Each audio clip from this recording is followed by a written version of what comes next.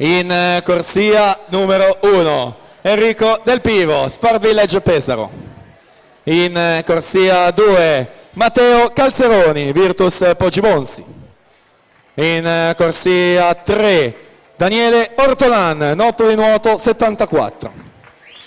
In corsia 4, Ginnasium Pordenone, ieri ha vinto col record i 200, lui che in questa gara è stato secondo ai Criteria, Ettore Nanetti.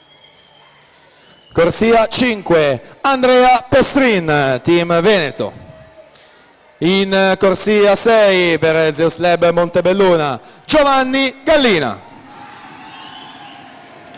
In corsia 7 per l'Hydros, Massimo Chiarioni. In corsia 8 per Zeus Lab Montebelluna, Riccardo Rossetto.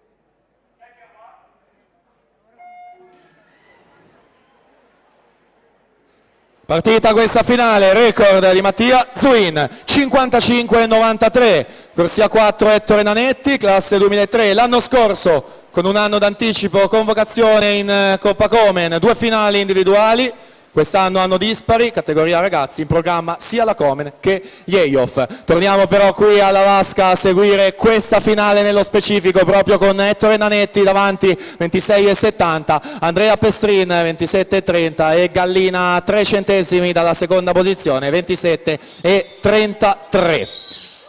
Terzi 25 che vanno a completarsi ancora con Nanetti e poi Gallina che forse è passato e si è portato in seconda posizione.